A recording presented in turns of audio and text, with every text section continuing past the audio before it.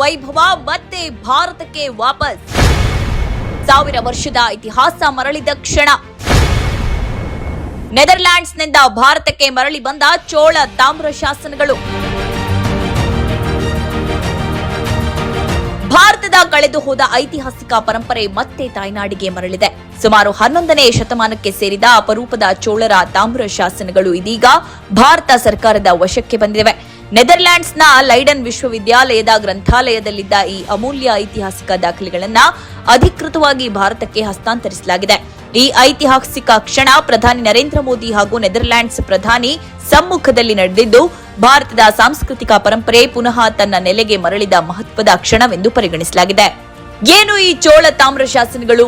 ಚೋಳರ ಕಾಲದಲ್ಲಿ ರಾಜಾಜ್ಞೆಗಳು, ದಾನಪತ್ರಗಳು, ಆಡಳಿತಾತ್ಮಕ ಮಾಹಿತಿ ಮತ್ತು ವ್ಯಾಪಾರ ಸಂಬಂಧಿತ ಆದೇಶಗಳನ್ನು ತಾಮ್ರ ಫಲಕಗಳ ಮೇಲೆ ಕೆತ್ತಲಾಗುತ್ತಿತ್ತು. ಇವುಗಳನ್ನು ತಾಮ್ರ ಶಾಸನಗಳು ಅಥವಾ ತಾಮ್ರ ಪತ್ರಗಳು ಎಂದು ಕರೆಯಲಾಗುತ್ತದೆ. ಕಲ್ಲಿನ ಶಾಸನಗಳಂತೆ ಶಾಶ್ವತವಾಗಿರಲು ಇವುಗಳನ್ನು ತಯಾರಿಸಲಾಗ್ತಾ ಇತ್ತು. ಹಲವು ತಾಮ್ರ ಫಲಕಗಳನ್ನು ಕಬ್ಬಿಣದ ಅಥವಾ ತಾಮ್ರದ ಉಂಗುರದ ಮೂಲಕ ಜೋಡಿಸಿ ಅದರ ಮೇಲೆ ರಾಜಮುದ್ರೆ ಅಚ್ಚಳಿಯಲಾಗಿರ್ತಿತ್ತು.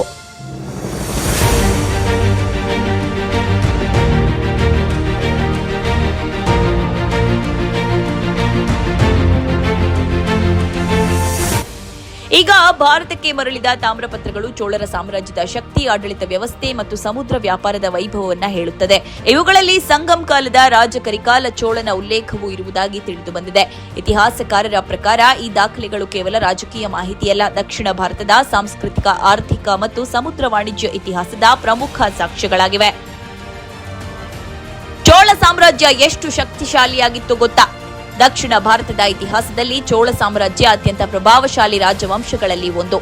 ತಮಿಳುನಾಡಿನಿಂದ ಆರಂಭವಾದ ಈ ಸಾಮ್ರಾಜ್ಯ ಭಾರತದ ಹೊರಗೂ ತನ್ನ ಪ್ರಭಾವವನ್ನು ವಿಸ್ತರಿಸಿತ್ತು. ಶ್ರೀಲಂಕಾ, ಮಲೇಷಿಯಾ, ಇಂಡೋನೇಷಿಯಾ, ಸಿಂಗಾಪುರ ಸೇರಿದಂತೆ ದಕ್ಷಿಣ ಏಷ್ಯಾದ ಹಲವು ಭಾಗಗಳಲ್ಲಿ ಚೋಳರ ಪ್ರಭಾವ ಕಂಡುಬಂದಿತ್ತು. ಮುಖ್ಯವಾಗಿ ಸಮುದ್ರ ಶಕ್ತಿಯಲ್ಲಿ ಚೋಳರು ಅಪ್ರತಿಮರಾಗಿದ್ದರು. ಬಲಿಷ್ಠ ನೌಕಾಪಡೆ ಮೂಲಕ ವ್ಯಾಪಾರ ಮಾರ್ಗಗಳನ್ನು ನಿಯಂತ್ರಿಸುತ್ತಿದ್ದರು. ಮಸಾಲೆ ಪದಾರ್ಥಗಳು, ಬಟ್ಟೆಗಳು, ಆಭರಣಗಳು ಮತ್ತು ವಿವಿಧ ವಾಣಿಜ್ಯ ವಸ್ತುಗಳನ್ನು ವಿದೇಶಗಳಿಗೆ ರಫ್ತು ಮಾಡುತ್ತಿದ್ದರು. ಇದೇ ಕಾರಣಕ್ಕೆ ಚೋಳ ಸಾಮ್ರಾಜ್ಯವನ್ನು ಭಾರತದ ಮೊದಲ ದೊಡ್ಡ ಸಮುದ್ರ ಸಾಮ್ರಾಜ್ಯಗಳಲ್ಲಿ ಒಂದೆಂದು ಕರೆಯಲಾಗುತ್ತವೆ. ಈ ತಾಮ್ರ ಶಾಸನಗಳಲ್ಲಿ ಏನಿದೆ? ಇವುಗಳಲ್ಲಿ ದೇವಸ್ಥಾನಗಳಿಗೆ ನೀಡಿದ ದಾನಗಳು, ಭೂ ಹಂಚಿಕೆ, ಆಡಳಿತ ಕ್ರಮಗಳು, ತೆರಿಗೆ ವ್ಯವಸ್ಥೆ ಮತ್ತು ರಾಜಾಜ್ಞೆಗಳ ವಿವರಗಳಿವೆ. ಆ ಕಾಲದ ಸಾಮಾಜಿಕ ಜೀವನ ಹೇಗಿತ್ತು, ಯಾವ ರೀತಿಯ ಆಡಳಿತ ವ್ಯವಸ್ಥೆ ಇತ್ತು, ವ್ಯಾಪಾರ ಹೇಗೆ ನಡೆಯುತ್ತಿತ್ತು ಎಂಬುದರ ಬಗ್ಗೆ ಇವು ಮಹತ್ವದ ಮಾಹಿತಿ ನೀಡುತ್ತವೆ.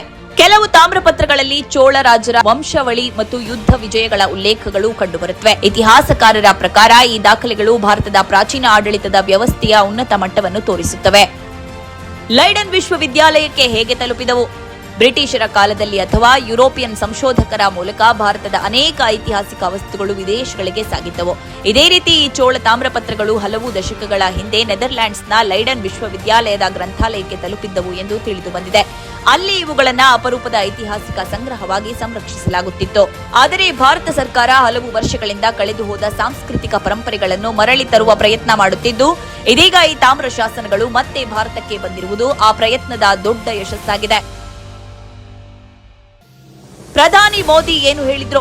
ಈ ಹಸ್ತಾಂತರ ಕಾರ್ಯಕ್ರಮದಲ್ಲಿ ಮಾತನಾಡಿದ ಪ್ರಧಾನಿ ನರೇಂದ್ರ ಮೋದಿ, ಭಾರತೀಯರು ಚೋಳರ ಸಂಸ್ಕೃತಿ, ಪರಂಪರೆ ಮತ್ತು ಸಮುದ್ರ ಶಕ್ತಿಯ ಬಗ್ಗೆ ಅಪಾರ ಹೆಮ್ಮೆ ಹೊಂದಿದ್ದಾರೆ ಎಂದು ಹೇಳಿದ್ರು.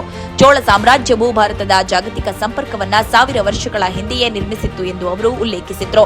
ಭಾರತ ತನ್ನ ಕಳೆದು ಹೋದ ಪರಂಪರೆಯನ್ನು ಮರಳಿ ಪಡೆಯುತ್ತಿರುವುದು ದೇಶದ ಸಾಂಸ್ಕೃತಿಕ ಆತ್ಮವಿಶ್ವಾಸದ ಸಂಕೇತ ಎಂದು ಮೋದಿ ಹೇಳಿದ್ರು. ಇದು ಭಾರತಕ್ಕೆ ಏಕೆ ಮಹತ್ವದ್ದು?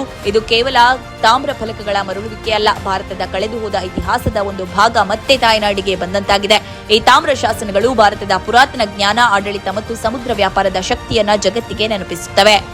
ಇತ್ತೀಚಿನ ವರ್ಷಗಳಲ್ಲಿ ಭಾರತ ತನ್ನ ಕಳೆದು ಹೋದ ಮೂರ್ತಿಗಳು, ಪುರಾತನ ವಸ್ತುಗಳು ಮತ್ತು ಐತಿಹಾಸಿಕ ದಾಖಲೆಗಳನ್ನು ವಿದೇಶಗಳಿಂದ ಮರಳಿ ತರುತ್ತಿದೆ.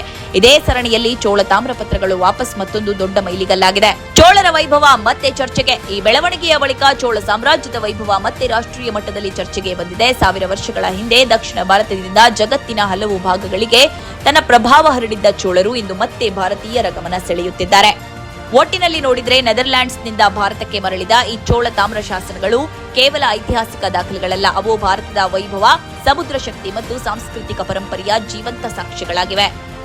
ನೆದರ್ಲ್ಯಾಂಡ್ಸ್ನಿಂದ ಭಾರತಕ್ಕೆ ಮರಳಿದ ಈ ಚೋಳ ತಾಮ್ರ ಶಾಸನಗಳ ಬಗ್ಗೆ ನಿಮ್ಮ ಅಭಿಪ್ರಾಯವನ್ನ ಕಾಮೆಂಟ್ ಮೂಲಕ ನಮಗೆ ತಿಳಿಸಲು ಮರೆಯಬೇಡಿ.